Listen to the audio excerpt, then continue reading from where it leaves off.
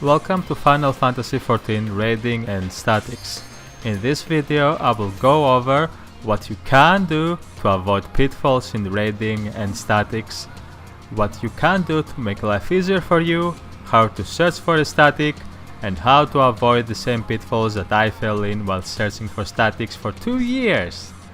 Now onto the 6 parts of the video. Part 1. Criticism is like navigating a minefield, or more aptly, like being in a raid. While you want to stick to those safe spots, you've got uptime to keep and there's always going to be raid wides. And sometimes you've just got to take that marker and soak it. Many casual players have a mentality that criticism is the end of the world, that only toxic parsers point out mistakes, and that criticism of a playstyle is a personal attack against the player. Likewise, there are some top players who have so much of an ego that they refuse to believe that they could possibly be playing the game wrong. These players are often blinded by parse numbers and tend to obsess over their personal DPS, to the detriment of the rest of the raid group. Being able to look at criticism constructively is the only way to improve. Part 2. Final Fantasy XIV was designed to be a Final Fantasy theme park that appeals to a wide audience of JRPG fans. The game has over 21 million accounts, with an estimated 2 million characters logging in each day.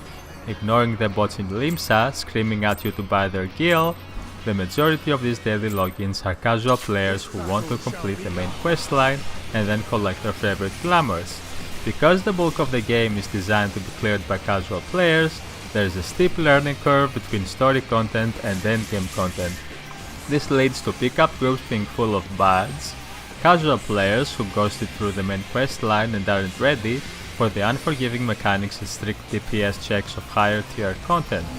Many players, including myself, have requested that the dev team raise the skill level of the player base, closing the gap between casual and hardcore players without dumbing down jobs. Only time will tell if future expansions bring these changes. Part 3. Contrary to popular belief, there are no good jobs or bad jobs. This game has very little horizontal gear progression. Stat priority is simple to understand, and every single job has been balanced to be equal as effective at its role in all content. While there are long-running jokes like greedy samurai and dragoons tanking the floor, there's no reason as to why you shouldn't be playing the job you find to be the most fun. Many of the prominent world-first traders enjoy fine-tuning their play through job synergy and other advanced optimizations, but it's only because of their high level of skill that they can take advantage of these things. Groups below this level of top tier play won't have the skill required to take advantage of these optimizations and should instead focus on mechanic memorization and uptime. You should avoid mid-core and semi-hardcore groups that insist on optimizing everything. It's highly likely that they want to compromise poorly for the lack of something else. Part 4. Just like joining a PUG, joining a raid static can be a harrowing experience. Some groups are toxic, overly demanding, and full of drama, and some raid leaders are just casuals looking for 7 other people to carry them. Finding a static that can clear content in a timely manner will require a lot of prior research, such as previous tier clear speeds. How many weeks did it take for the group to clear the last tier of the raid? Did they progress consistently, or were there long gaps between clears? An inconsistent clear speed could mean many things, such as trouble working as a group or failure to commit to the schedule. The FF logs history of each member of the static. Most veteran statics require in-depth logs, and even new raiders should parse X trials and normal mode raids to build a resume. Group dynamics. Drama may be unavoidable, but some statics are more dramatic than others. Why did the last person leave? Are 2 members of the static dating each other? Would you be the lone outsider in a group of longtime friends? Do they publicly argue in their Discord? These things don't necessarily mean that the static is doomed, but they're red flags, and it might not be worth the effort. Part 5. Creating a new static from scratch is doable, but it's often a huge gamble. Much like using the party finder, the group members you pick up will have different raiding backgrounds and may have no synergy with each other. Many casual groups of friends have broken to pieces because of a poorly managed static, especially when some members of the static care more about progression than others.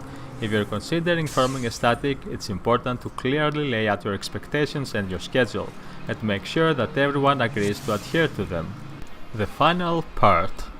The sad fact of the matter is, and the reason why it burns me out so much, is that sometimes it takes way more effort finding the right static than it does to actually kill the bosses. Some players go years without finding a good static if they don't just give up and quit higher tier raiding altogether. In World of Warcraft, in contrast, its guild is ranked on the combat analysis website Warcraft Logs, based on things like mythic progression and clear speeds. This makes it easy for Warcraft players to shop for a guild that's right for them, but in Final Fantasy XIV, finding that perfect static requires jumping through a whole bunch of mental proofs. You may have to deal with manipulative static leaders who lie or omit critical details to get you to join, or only for them to fail to fulfill the promises. Drama happens, leaders fail, and statics fall apart. It's all too common nowadays, and it's left me tired and jaded. I'm worn out from jumping through those hoops, making it almost to the end only to be blindsided by another lie. It's the selfishness, incompetent leadership, and the lack of discipline and care that causes statics to fail. If you've made it to the end of the video, then thank you. I appreciate you.